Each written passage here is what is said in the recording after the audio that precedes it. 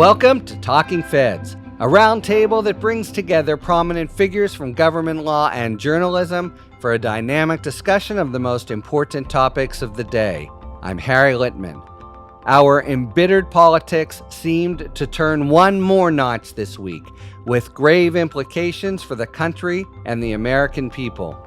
The January 6th committee accused Republican members of Congress of giving tours to insurrectionists of the secret chambers of the Capitol the day before all hell broke loose, and then lying about it.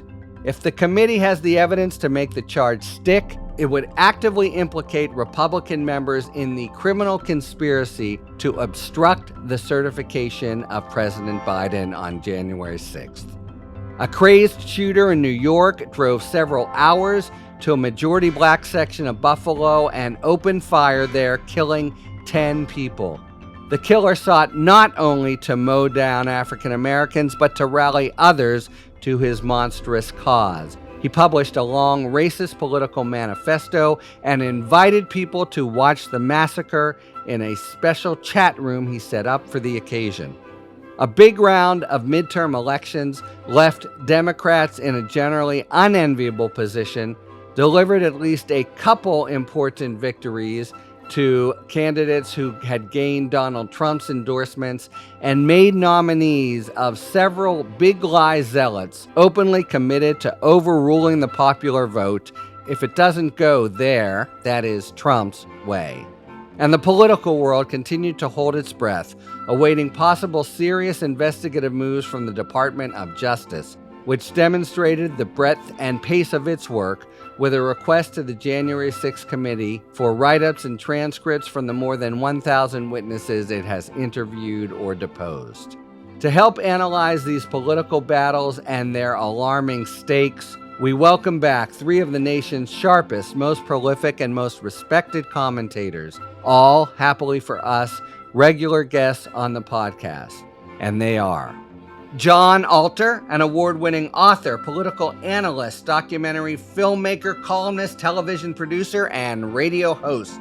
He's the author of 3 New York Times bestsellers and a former senior editor of Newsweek.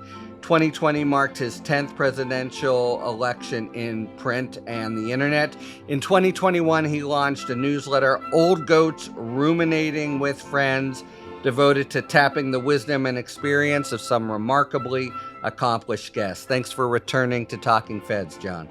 Thanks, Harry. David Frum, a staff writer at The Atlantic, the author of 10 books, most recently Trumpocalypse, Restoring American Democracy, and Trumpocracy, The Corruption of the American Republic. He served in government as a speechwriter for President George W. Bush from 2001 to 2002, and he's been a leading voice in Republican politics since the first Ronald Reagan campaign in 1980. He's been a guest on the podcast many times, but it's been a minute, and we're really pleased to welcome him back. Thanks very much, David Frum. Thank you. And Norm Ornstein, an emeritus scholar at the American Enterprise Institute, co-host of AEI's Election Watch, a contributing editor for the National Journal, and a prolific author, including co-writing the bestseller One Nation After Trump, a guide for the perplexed, the disillusioned, the desperate, and the not yet deported, a title that seems more and more prescient every week. He is, I'm happy to say, a Talking Feds stalwart. Always a pleasure to have you join, Norm. Always a pleasure to be with you, Harry. All right. So let's start with the 1/6 committee. The pace seems to be accelerating there as they near their debut on the national stage in just a few weeks. The latest thunderclap, a letter from the committee to Representative Barry Loudermilk of Georgia, alleging that he, Loudermilk, has information of tours lawmakers gave on January 5th to groups associated with the next day's mayhem. So a rumor that was swirling around but has now for the first time really hit the ground. Norm, I gather from your tweet the charge strikes you as credible. Any thoughts as to what the committee is holding here? What I tweeted was that over 5 decades or more, I've just spent countless hours inside the Capitol And I visited in the private rooms, we call them the hideaway offices of the leaders of both parties. They're unmarked. You can't tell unless somebody takes you there directly. And we know that people, violent insurrectionists who were in the Capitol, had gone to these offices. They had a roadmap. Somebody gave them the roadmap. We know that tours were prohibited because of COVID, and it is apparent that tours took place. It certainly appears that they have video footage. I saw yesterday Loudermilk issued a statement, which was, I had some tourists who visited and they never entered the Capitol, which of course has nothing to do with what might be there. When Jamie Raskin said that they have explosive things that have not yet been cleared to the public, this is one of them. It's pretty clear. And my guess is it's not just Barry Loudermilk who is sweating today. They would be so imprudent to be faking you're only having it sort of in half measure. And this has been a pretty prudent committee. This is, I think, as seismic as you get. You think of juxtaposing these tours with the next day and Pence and all the lawmakers cowering. And I said this off the cuff, but it's sort of akin to somebody giving Muhammad Atta a cockpit plan on September 9th or something. This is really, really treacherous stuff. And a lot of members of Congress very likely involved. Is that right? You think many Republicans are in on this and they know something's happening. They know that there's a plan to occupy the spaces the next day. Pre-planned, including members of Congress, that there would be a violent entrance to the Capitol and an attempt to overturn the results of an election. How much more explosive could you get? Except for the president's direct involvement. Is it so much that it seems dubious? What do you think? The last piece will remain forever missing, and that's the link to Donald Trump personally. As with the Russia collusion story, what you'll see is one actor in the plot behaving a certain way, and the other actor in the plot reacting a certain way.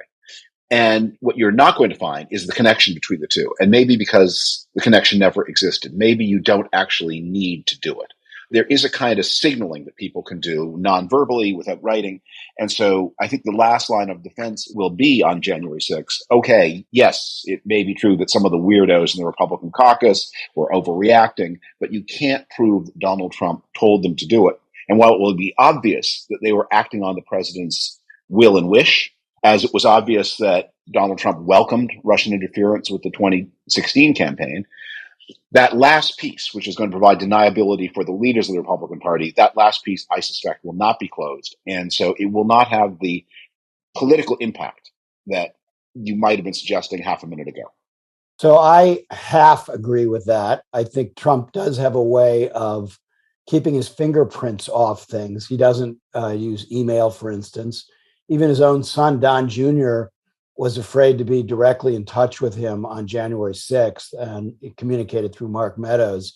So it may be that you're right about that, but I've changed my view on whether Trump is going to escape unscathed. Because I think if you look at all of this from Merrick Garland's perspective, he needs to take into consideration, as we've heard a number of times, Eric Holder has pointed this out, he needs to take into consideration what the impact of this would be moving forward with the prosecution. But he also needs to now consider what the impact would be of not moving forward with a prosecution on the country.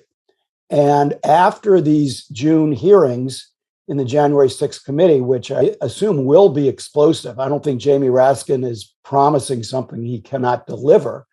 After those hearings, and we see a lot of this laid out in public, then there will be more pressure on the Justice Department. And we know already this week that they've asked the January 6th committee for transcripts of many of their interviews. I think they've interviewed 1,000 people or something. So clearly the Justice Department is interested in doing some investigation of whether they should get involved and possibly indict.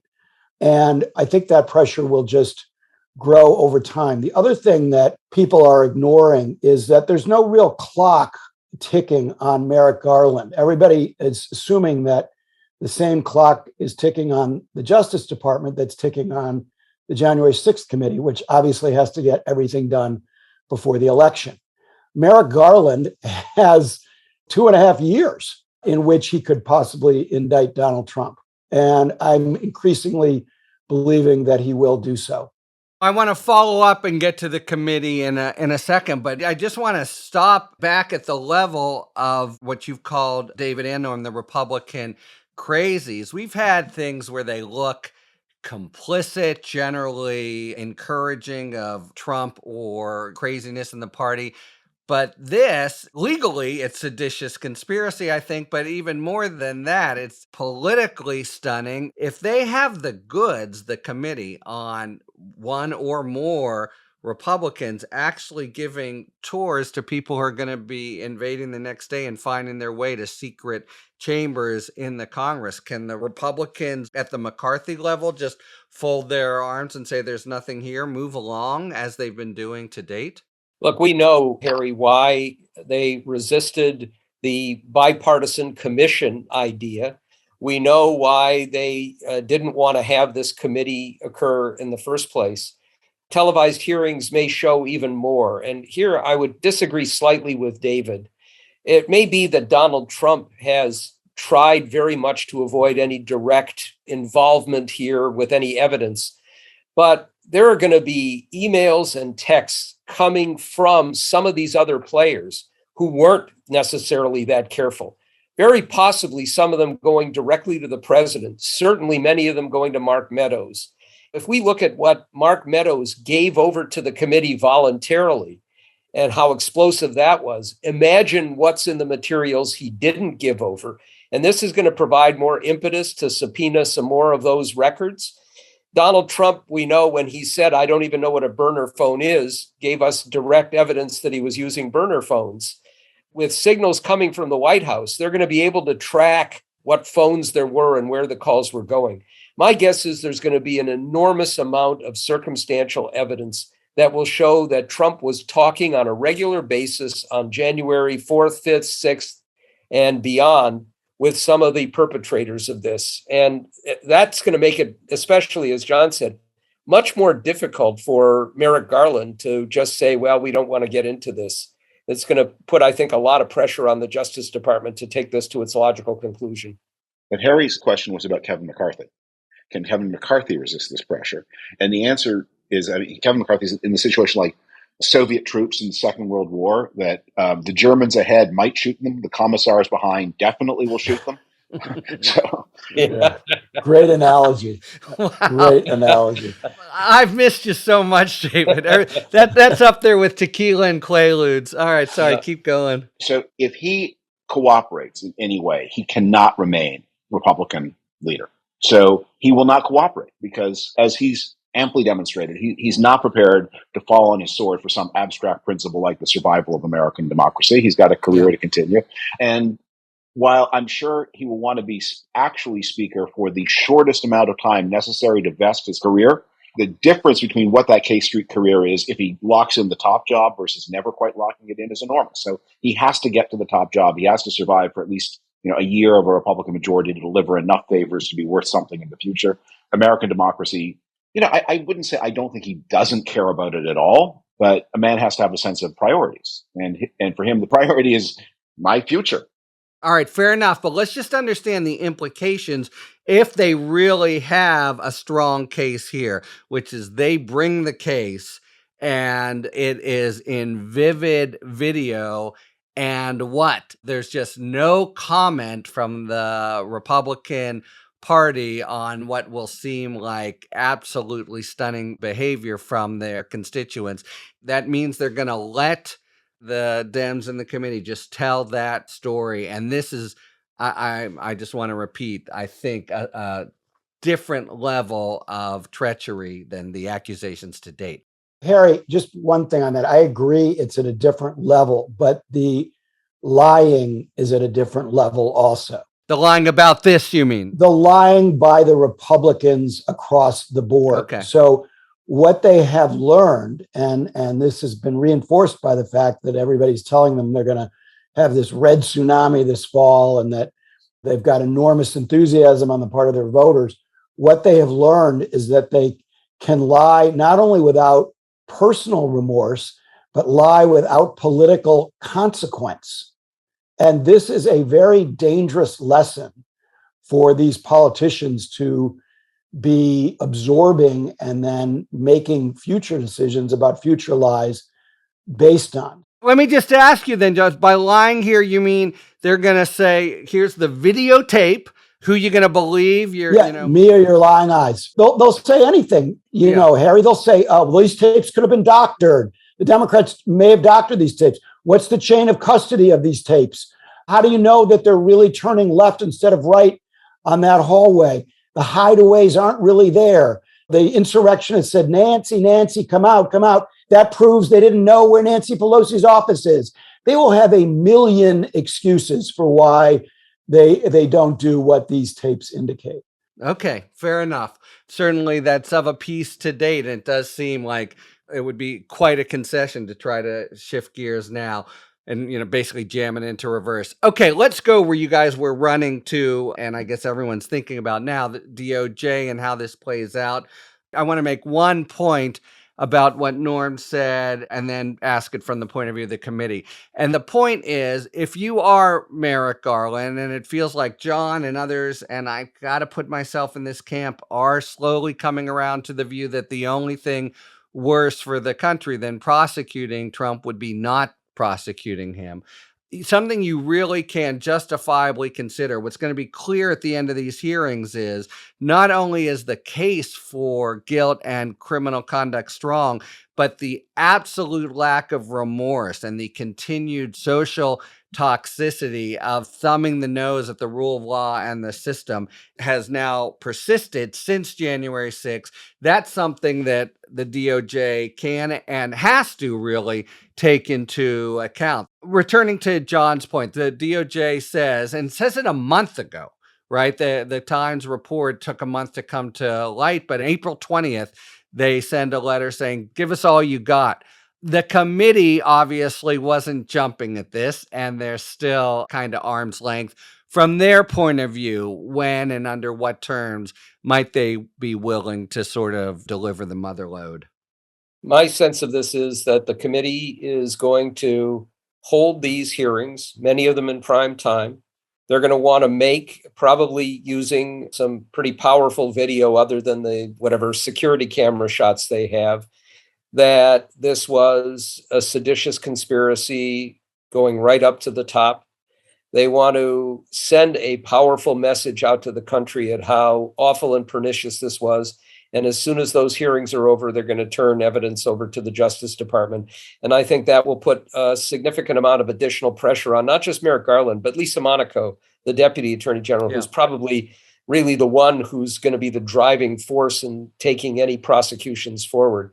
And let's be clear that we're not just talking about Donald Trump. I've been struck that the Justice Department seized all of these devices from Rudy Giuliani a long time ago, and we haven't heard anything yet. I got to believe that there are communications between Giuliani and Trump that are themselves pretty explosive.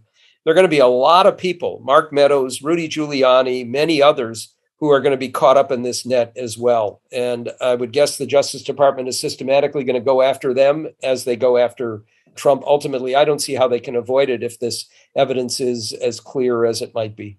All right, and two DOJ-centric points. First, on the point about the Meadows text, he gives over some and then he pulls the plug. If the DOJ gets involved, no funny business here. One search warrant and all the texts are theirs, all this stuff. No one's going to screw around. And the second point I just want to make, besides Lisa Monaco, they've brought over someone, a well-respected career guy, whose charge is specifically to try to construct from what they have in their own 800 prosecutions of the people on the ground, cases against the political actors. So they are certainly looking at it seriously. Okay, but the other guy gets a vote. And the answer to what you were just saying is one of the things that you have to consider when you're thinking about what are the DOJ's options. To build on Jonathan Alter's point about what Republicans will say, I think the imminence of indictments forces Donald Trump's hand to declare early as a 2024 candidate. He may not even wait until the midterm elections. If he does that, he drives so many people out of the race. DeSantis is obviously hoping that Trump somehow goes away on his own, but DeSantis is going to take no action to stand up or resist. Once Donald Trump declares, then the path for what Republicans say becomes evident, which is they don't have to defend. I mean, not the respectable ones, the Kevin McCarthy's. They don't have to defend the insurrection. What they say is this is an attempt to prejudge the 2024 election. Whatever we think about what happened in 2020, we're going to have an election. And this is an attempt to interfere with the Donald Trump candidacy. And they will just abstain. They won't lie. They'll just abstain. They'll say it's a political question and we have no role here. This is the ballot question for 2024. So the more imminent the indictment is, if there is an indictment, the more imminent is the Donald Trump candidacy with all that that entails. So I completely agree with that. And I think that puts the onus on Democrats to change their whole frame of reference on Trump and the Republicans. And there are many Democrats and many people in the press who continue to say, well, if you say this about Trump, then the Republicans will respond this way. And if you do this, it won't be politically popular. And if you do this, the Trump base will go crazy. Democrats have to just stop being concerned in any fashion about what the reaction will be from Republicans. They will attack no matter what. So Democrats just do what's right and damn the political consequences. And sometimes when you do what's right and damn the political consequences, you get in trouble politically. Other times, because of the way politics works, you end up ahead of the game. The point is they should stop factoring in the reaction of extremist Republicans. They just shouldn't worry about how Trump Republicans will react to anything that they do, either legally or politically. To me, this is a central kind of mental change that Democrats have to undertake, because I hear over and over again in talking to Democrats, oh, well, if we do this, then they'll go crazy and they'll do that.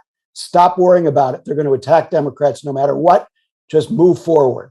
Says the voice of 10 presidential elections. It is really true. The idea that, should we not subpoena them because then they won't subpoena us if they're in I know, that's charge. crazy. Right, exactly.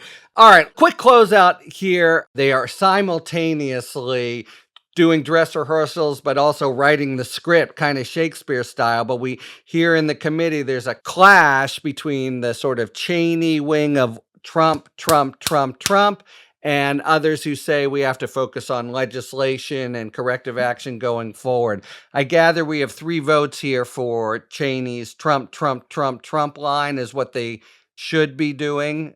Yes. If the question is the January 6th committee, should they try to draw the guilt as close to Donald Trump as possible? I think that's the pending question, because it will miss what happened. If all that happened was a couple of weirdo Congress people got involved in a riot, well, gosh, I mean, I'm sure that was true with the anti-Vietnam protests. I'm sure there are weirdo Congress people got. What you need to show is that the thing we all thought we saw on national television, when the president of the United States urged on TV with cameras going, urged on TV a mob to go and attack the Capitol and bring reason to Mike Pence, who's vice president. That thing we saw happen, it actually happened.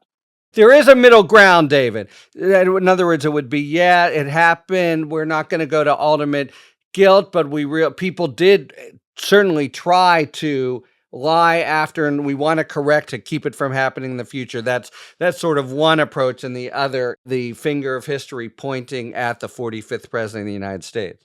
Harry, they have to do both. I mean, the fact that the Congress has not yet corrected this 19th century legislation, they haven't moved forward with that, is disturbing. They need to do that this summer. They need to pass those corrective measures this summer. But to let Trump off the hook would be, I think, not just shameful currently, but it would damn them in history. Just to give you some indication of why, I would direct your attention to Mitch McConnell's speech right after the acquittal, where he's trying to sort of lamely explain why the Republicans didn't just vote to remove Trump and prevent him from ever running again, convict him. And he basically says, well, it's now up to the criminal justice system. And there's a lot of evidence that they have. So he knew in real time that the president had committed crimes. If Mitch McConnell knew that, how can the January 6th committee back off? If you don't close the loop, if you don't acknowledge what we all saw happen, we all become complicit. What we've essentially said is it would be just too upsetting to the American political system to believe this about a past president.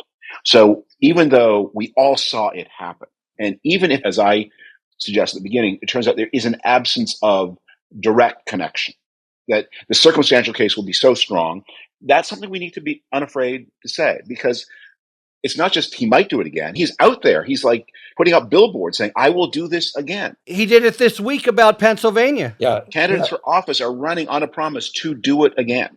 I think the best analogy is it's like what happened in the southern state governments in the 1870s. That in the early 1870s, there were a series of attacks by defeated Confederates on the stability and security of the reconstructed southern state governments. And there was always this hope, well, they will somehow stop before this process is complete.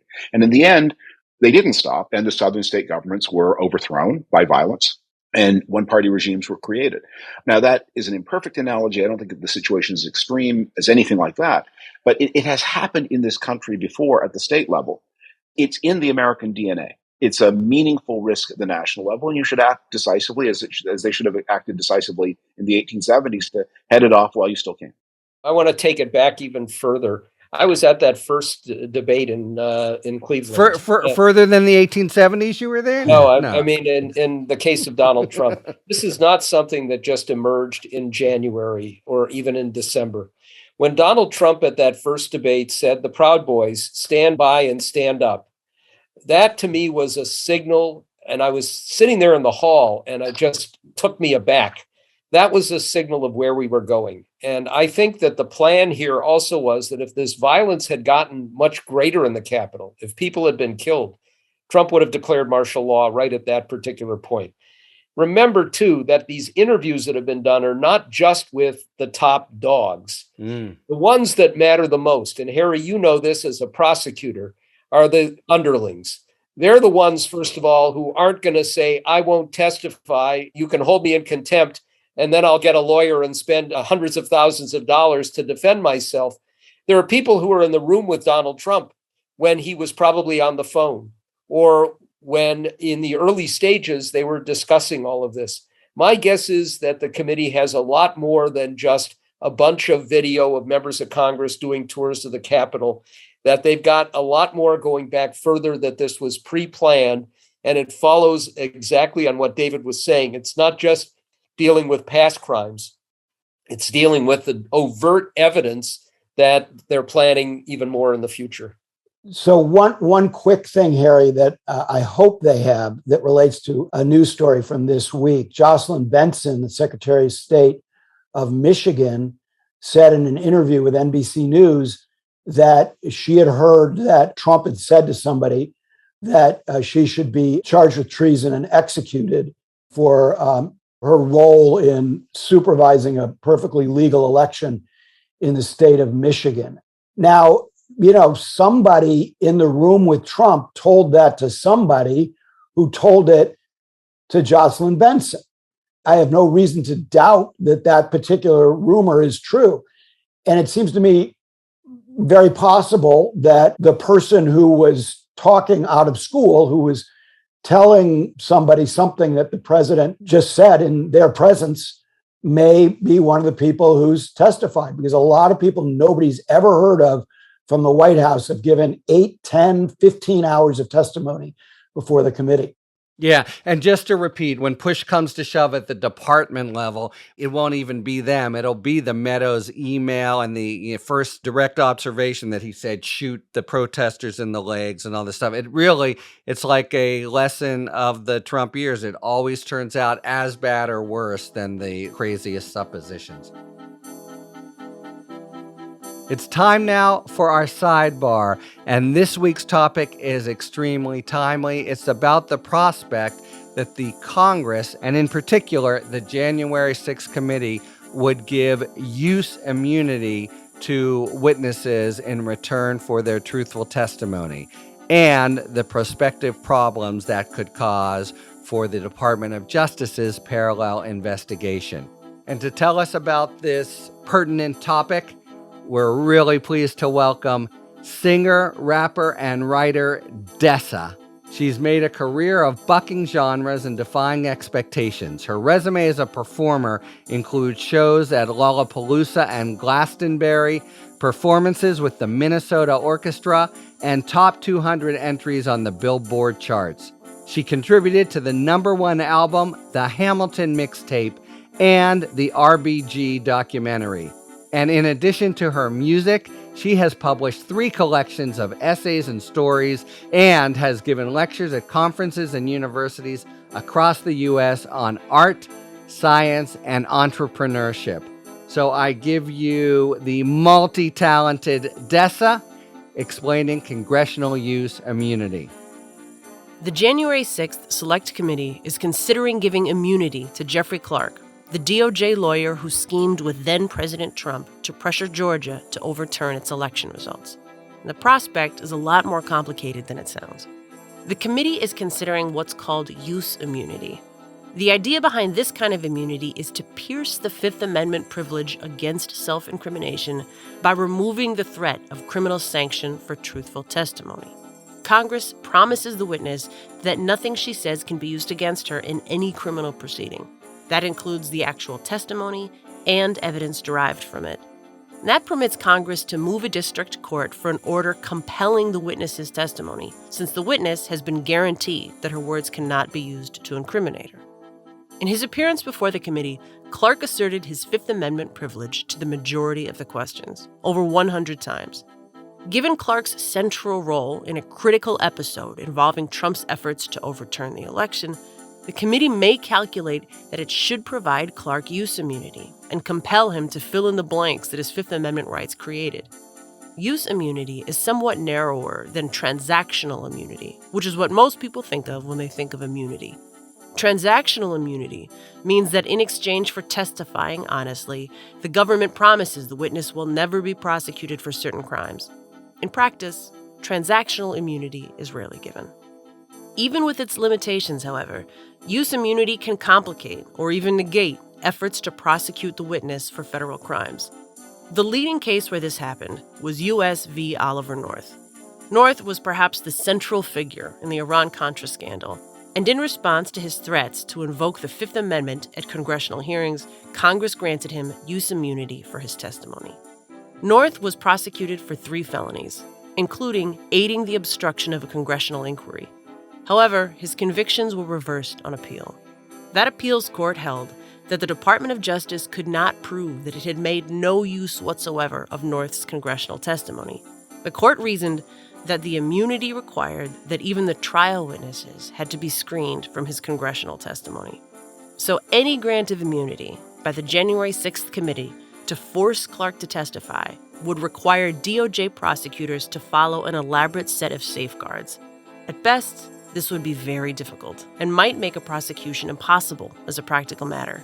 To minimize these risks, Congress and DOJ need to coordinate very carefully. For Talking Feds, I'm Dessa.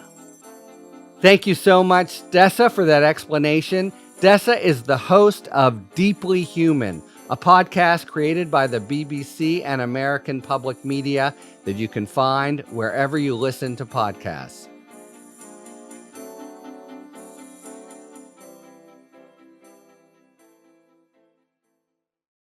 All right, it is now time for a spirited debate brought to you by our sponsor, Total Wine and More.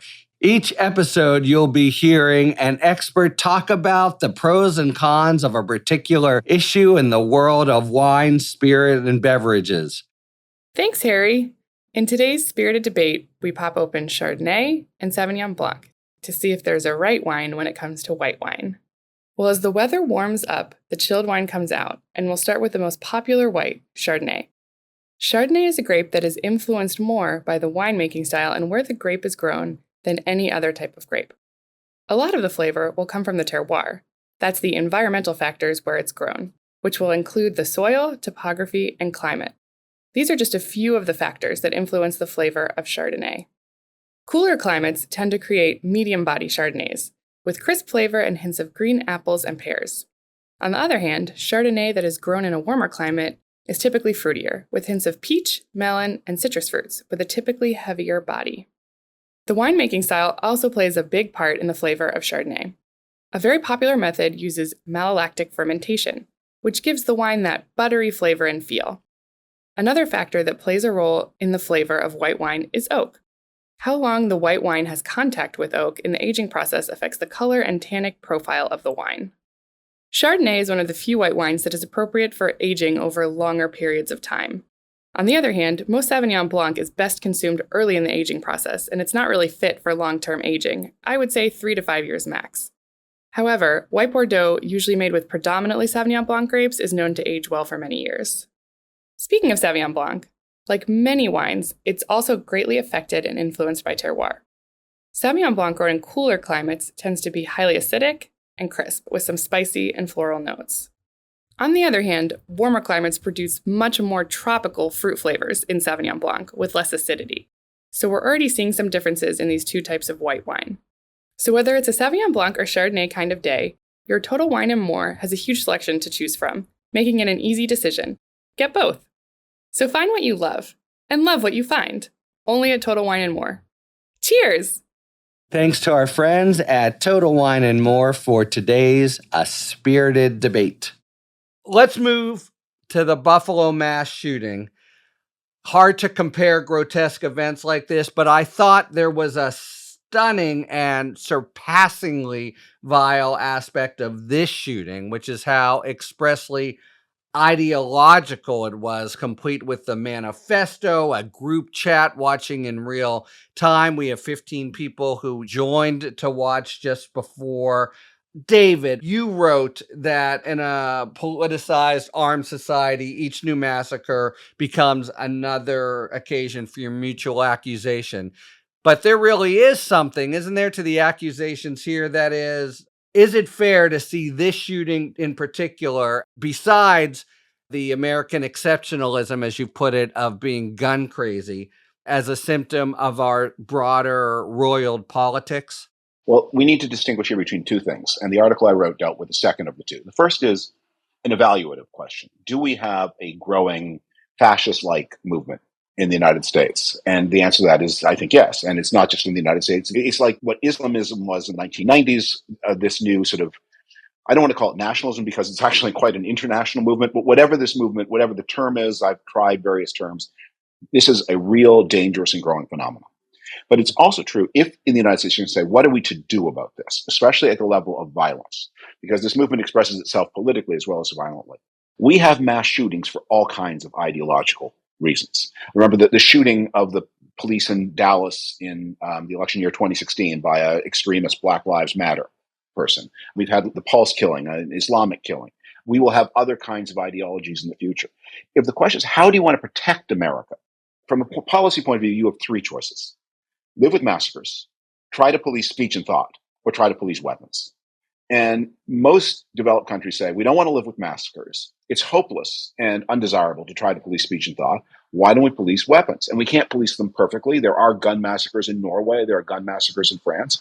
But we can make it a lot more difficult for people to get hold of firearms, and certainly firearms larger than a handgun. And that is what would contribute to public safety. And I worry that what is going on here is that a lot of people who are indignant and rightly indignant about this terrible crime and the ideology and the support network that the ideology that the murderer is embedded in are going to try to deal with that support network and miss what the only thing that will work, which is to try to deal with the weapons. So on that point that relates to the weapons, the paucity of imagination in rethinking gun safety. I think we should all try not to say gun control because you're already playing on the NRA side of the field if you use gun control. But I remember Pat Moynihan used to always advocate bullet restrictions. We've got so many guns now. I think there's 3 times as many out there as just 25 years ago, and there are more guns than Americans. Right. So there's like 400 million guns. So the only way to really get on top of that, I think, is to deal with ammunition. And yes, there could be 3D ammunition. There's always going to be workarounds for the bad guys on any of this, but you've got to try. And what bothers me is there's a kind of despondency about even trying other public policy options. Another one that my son Tommy has been talking about a lot in the last few days and is sitting right out there is prosecuting family members who have been negligent in the way they have raised their children. I mean, we know that, the mother of the Sandy Hook gunman, she took him to a shooting range beforehand. And we have a number of examples of real negligence. So if in the same way that you will be prosecuted as an accessory to a crime, if you drive a car and other kids get out and rob a store, you're in legal trouble too. Why are you not in legal trouble if you know that, somebody living in your own house has been stockpiling guns and talking about killing people? Well, there are good answers, but what are the good answers? I know when they're over 18, it's more difficult, but the short good answer is, in the bank robbery, you intend for the money to get stolen. It's going to be hard to prove you intend that they mow them down. Negligence in criminal law is tricky, but look, I generally see your point, and there is this terrible confluence of we have to do something, think outside the box, etc. with we can never do anything, Joe Manchin, ammo or whatever would be a non-starter. It seems like a perfect stalemate that we then put to the side until the next massacre comes about. Let's not forget that this past week, 2 Trump judges on the Ninth Circuit basically overturned the California law that prohibited minors from getting access to AR-15s and other assault weapons. So if anything, we're going in the exact opposite direction, one that will remove every single restriction, and that includes the guns that can be printed from one's home that can't be traced in any fashion. The second point is that what's so chilling to me is the role that social media can play in creating larger armies of extremists. David talked about the KKK and others in the 1870s. We can look at the radicals, racists in the 1950s and 60s and 70s. They were still somewhat atomized. They didn't have a way of forming that larger connection or of recruiting people in the scale that we see them recruited now. This shooter in Buffalo, of course, was motivated not just by the replacement theory that he heard on television with Tucker Carlson and others, but by New Zealand. He saw the video there. He read that manifesto. These are the kinds of things that would have been more easy to at least contain 50 years ago that are going to be much, much harder in the future. I mean, let me just ask about it. The issue was quickly joined at the level of Tucker Carlson and the demagoguery of the Fox News machine. Was it a fair line? I think you wrote about this, Jon, to go from Carlson's paranoid rantings about replacement theory to the killer here, and does it put the Republicans in a sort of box?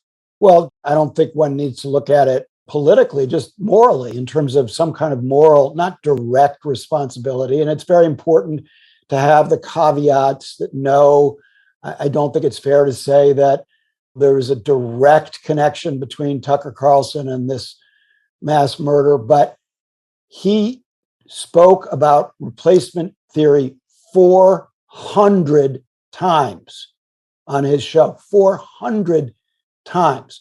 Now, even if this kid was not watching Fox, that disseminates what had been a fringe idea much, much more widely in American culture. Now everybody knows about it. But the other thing is, I don't think that the pushback to it has been very smart on the part of Democrats or Republicans who realize that it is a poisonous idea.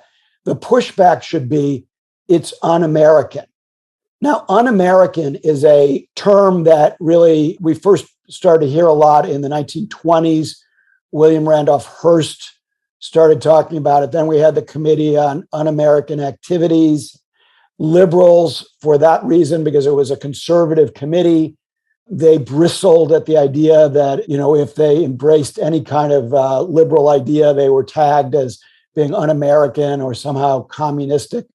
But it's a politically really potent idea, a really useful idea politically, and one that should be used in opposition to anybody who comes within 100 miles of replacement theory, because we are a nation of immigrants. We have always been renewed by immigrants. This is what our country is. The idea that, no, you don't come and replace people, you come and replenish, renew, help people, and you don't even take their jobs. I mean, labor unions haven't been opposed to immigration in a long time because they realize that there is no replacement even on the job level that's going on. So it's the lack of the pushback, the wimpiness of the response in the battle of ideas that is most disturbing to me right now. That was exactly what I tried to warn against a minute ago. Maybe let me make it more explicit about this choice between live with massacres, police ideas, or police weapons. People who are appalled by what happened in Buffalo really have to choose. What are they trying to accomplish? Are they, as Jonathan said, trying to drive anti-immigration or immigration restrictionist ideas off the public stage? Or are they trying to stop massacres? Because restraining immigration is a legitimate idea. I believe in it. Of course I think it's a legitimate idea. Concerned about the impact of immigration, not only on the economy, but on the cohesion of American culture, you can try to say that's an illegitimate thing to talk about. But understand what you're doing. You're now trying to police speech and thought and not prevent massacres, because what will keep people safe is the next massacre could well be Islamist. So ideologically, yeah, there's a spectrum of continuity between the Buffalo shooter and Tucker Carlson and anyone who had, yes, there is an ideological, but a methodological continuity is much more in common with the ISIS shooter at the Pulse discotheque who downloaded his ideas from the internet and got weapons. So you can't know what to do until you know what you're trying to achieve. And if what you're trying to do is drive anti-immigration or immigration restrictionist ideas off the public square, that points to one approach. But if you're trying to protect Americans from massacres, and the next one, as I said, could be Black Lives Matter, the next one could be Islamist, the next one, we've had a vegan animal rights gun massacre in the United States. The next one could be motivated by any set of ideas. So what disturbed me as much as anything in the aftermath of Buffalo was not Tucker Carlson or Elise Stefanik refusing to take any responsibility for their reckless rhetoric. It was that you get an instance like this, which is white supremacists. It's not just anti-immigration. Yes. This is white supremacy. And we know that the bulk of terrorist attacks in the United States have come not from the Islamists in the last 20 years, but from white supremacists. In the past, the leaders of both political parties would have joined together and condemned that in the starkest terms. You can separate that out from the debate over immigration. They are refusing to separate it out from the debate over immigration. They're conflating the two, and that's what's dangerous. And we don't have a responsible party anymore on the Republican side. It is a cult, and the people who would speak up and who would privately say anything are afraid to speak up now. And that, I think, is the problem, David. Being against expanded immigration, that debate is a legitimate debate to have. It's one we've had since the beginning of the Republic. I'm in a different place than you are, but that's a perfectly legitimate debate. This is being exploited to promote white supremacy for political purposes, and the result is violence and worse. One more thing about the numbers. I did some work on this to try to compare and contrast the American susceptibility to gun massacres than to other countries. America has more gun massacres per capita than any country in the world, and by far. But it is not out of line with the number of victims of gun massacres, which I was startled to see, because Europe has had a series of these gun massacres. Norwegian massacre was done by a white supremacist, but in France, there have been many done by Islamists, often targeting Jews. And the total number of casualties in those, especially the Islamic gun massacres, has been so enormous that although the incidence is less, the toll is actually proportionate. So if what you're concerned about are gun massacres, you need to have a different intellectual toolkit. And remember always, by far the most frequent cause of gun massacres, although white supremacist massacres are growing, remains sexually resentful misogyny. The thing that really predicts a gun massacre is an abusive attitude to women. So I don't want you to think, A, that I don't think there's a legitimate political debate about immigration, and B, that I think that the ideological questions should overshadow the more practical questions that I mentioned when I was talking about things like bullet control. But I am kind of surprised, having read a lot of your fine writing, that you are not more sensitive to the historical resonance of the replacement theory debate, not just, its particular origins with a French fascist intellectual, but, if you look at Nazi ideology, it really is all about replacement, And when in Charlottesville, they were saying Jews will not replace us. The ideology, very particularly, and this is in the Buffalo Gunman's manifesto, is that Jews will engineer this replacement of Aryans in society. And the Jews are the middlemen, who are doing this. And that's why they are, other than it just being anti-Semitism being a virus of history, in this particular context, they are placed as sort of the middlemen who are enabling this replacement. And so the implications of Tucker Carlson's rhetoric are dangerous. And it's not policing speech to point this out and to begin to get at least some parts of society to understand how noxious replacement theory really is. I think the way you're going to deal with xenophobia and bigotry and anti-Semitism is a combination of greater prosperity at home and reduced immigration flows. I think that the high levels of immigration and the slow levels of economic growth that we've had in the 21st century, that is what is pressure cooking. This tendency to, of course, I'm concerned about it, but I'm also concerned about the American propensity for these massacres. So I just want to focus us on what is the problem you're trying to solve for. If you're trying to solve for political extremism, that calls for one toolkit, and I would say economic growth and immigration restriction are the answers to that. And if you're trying to solve for gun massacres, the next gun massacre could be vegan, it could be Islamist, it could be anything. And by the way, I'll just add, because this has been my main issue in law enforcement, the solutions here are lamentably just going to be partial. You're going to try to reduce and mitigate as best you can, but these are, events that come out of the cosmos. All right, we had a series of important and arguably portentous midterm primaries last week in Pennsylvania, North Carolina, and Idaho, among others.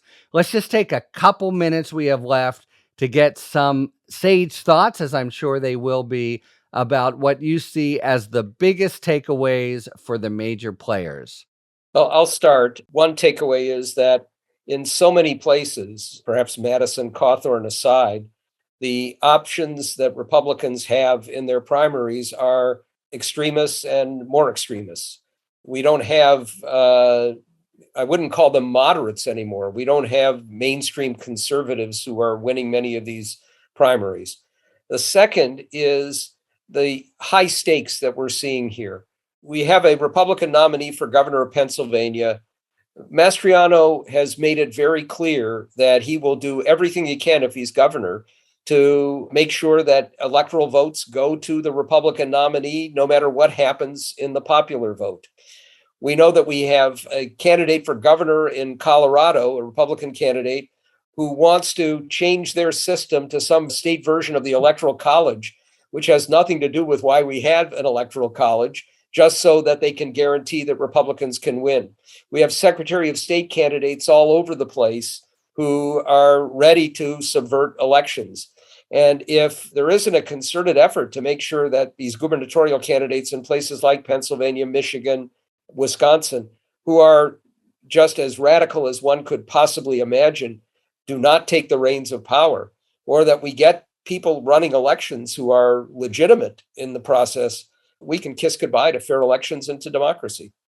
It does seem that the actual running platform of several successful candidates. Let's just completely throw out any idea of democratic rules. So I agree with that, but I'm a little more optimistic, maybe Pollyannish, about the Democrats' chances. I think John Fetterman, if he stays healthy, you have to see him as the favorite for a pickup in Pennsylvania.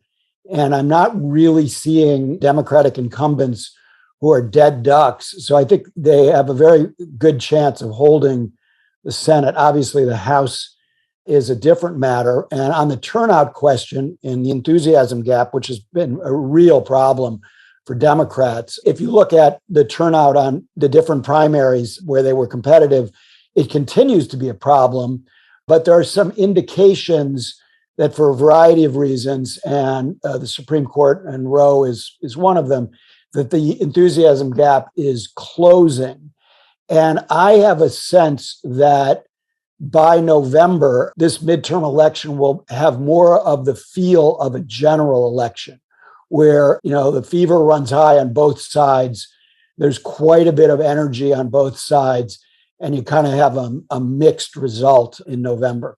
And I'll just add, before turning to you, David, that there will be a big event we don't know yet, which is how will that Supreme Court opinion come out? And will the words Roe versus Wade is overruled remain from the draft? Well, I was going to say, I see over Jonathan's shoulder his copy of this fine book. Thank you. And among the teachings of this book is the business cycle trumps everything. And Biden, like Carter, looks to be a president with very, very bad luck on the business cycle. We've had over the past year, we've had price rises, inflation that has overtaken wages. I think there are now a lot of signs that the world economy and the U.S. economy with it are moving into recession, and probably a recession that people will be feeling by the fall. So with all candidates, cultural issues, they're all there. But if in October, people are feeling, if I have a job, that my wages are not keeping up with prices, and more of the people I know are beginning to lose jobs, I would say my intuition about where we're going to be in that 6-month time frame is the opposite of John's. That we are heading toward economic trouble that is going to be very bad for the party of the president electorally. Yeah, if you have stagflation, like I wrote about with Carter, that is a real political problem. Stagflation is about the worst economic conditions that one can imagine politically, worse in some ways than high unemployment alone. And of course, up there is the perception of stagflation, whether borne out by the numbers or not. This is going to put a lot of burden on Biden. And I think he has not responded appropriately at this point. I think what the American people need to see is a president who's fighting for them in the face of these economic problems. I would have loved to have seen him haul in the top executives of the oil companies when the gasoline prices started to rise and excoriated them over their record profits and the great bonuses they were taking.